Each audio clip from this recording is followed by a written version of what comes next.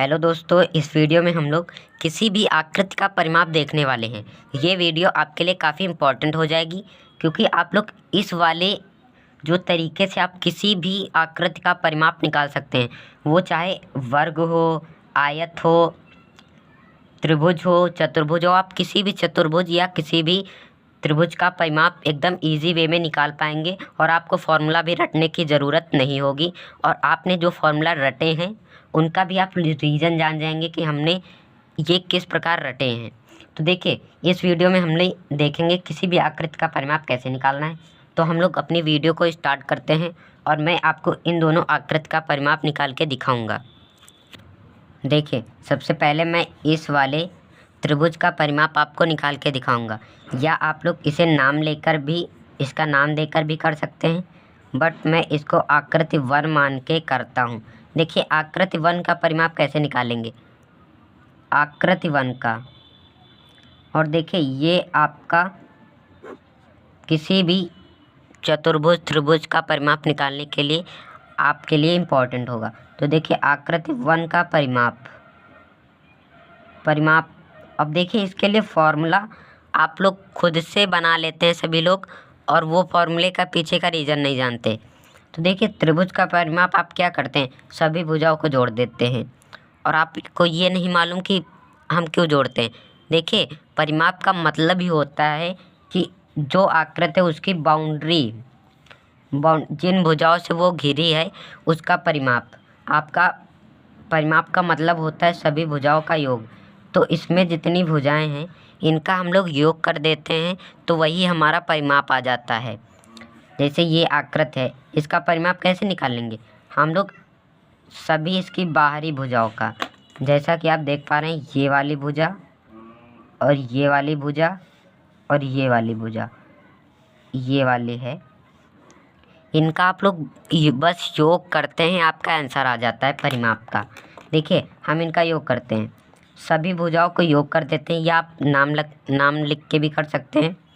देखिए, मैं नाम लिख के नहीं कर रहा हूँ, आपको परिमाप निकालना है तो आप इसकी सभी भुजाओं को, मतलब इसकी बाउंड्री को जोड़ दीजिए। बाउंड्री का मतलब होता है वो बाहरी भी भुजाएं जिनसे वो आकृति बंद है। तो ये है, तो आप इनकी बाहरी वाली सभी भुजाओं को जोड़ देंगे तो आपका परिमाप निकल जाएगा। तो अब 3 3 6 होता है और 3 9 होता है, तो 9 सेंटीमीटर जो आया है वो आपका इस वाले त्रिभुज का परिमाप आ गया है। और उसी प्रकार इस वाली आकृति का परिमाप मैं आपको निकाल के दिखाता हूँ कि आप इसका परिमाप कैसे निकालेंगे।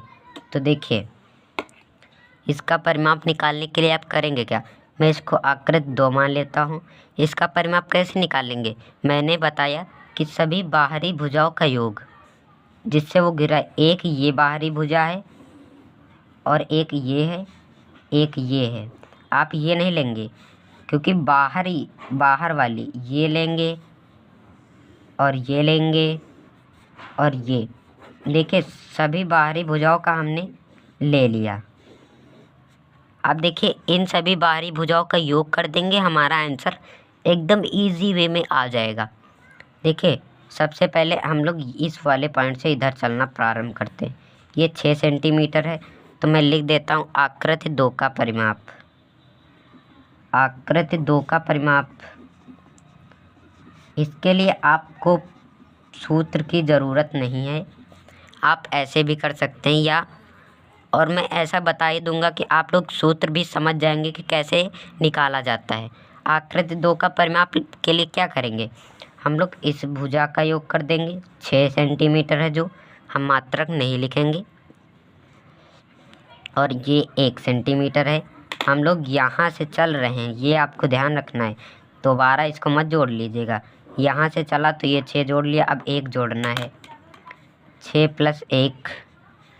अब ये जोड़ेंगे +2, अब ये जोड़ेंगे प्लस, आपको शायद नहीं दिख रहा होगा, अब दिखेगा आपको, +3 कर दिया।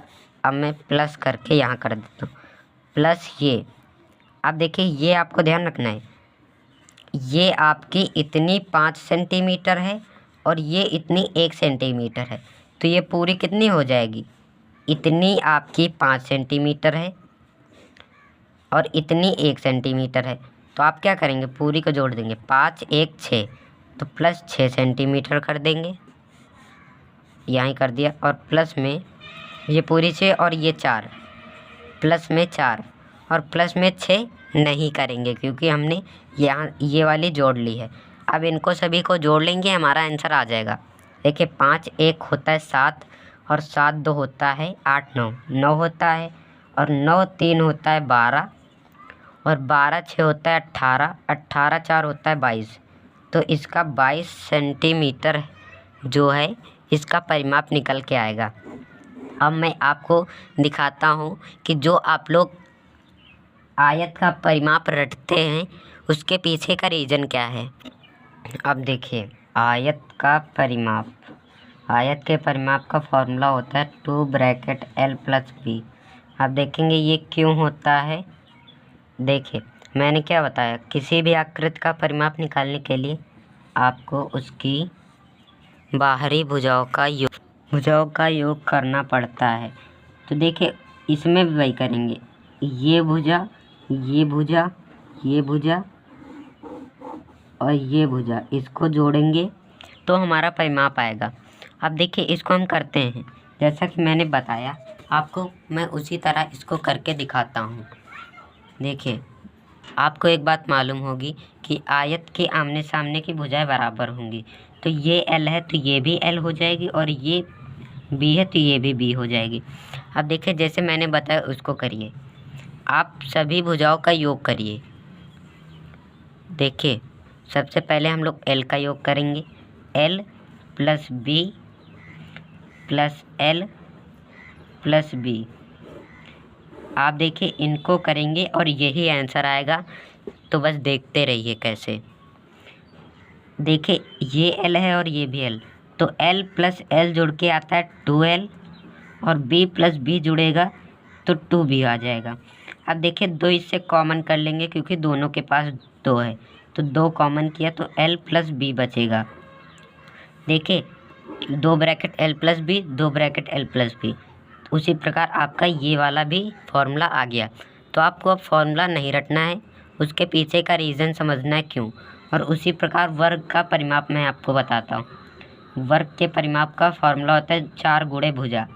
भुजा देखिए सपोज करिए आपके पास A सेंटीमीटर का कोई वर्ग है, तो हमें क्या करना, सभी का जोड़, तो A + A + A + A।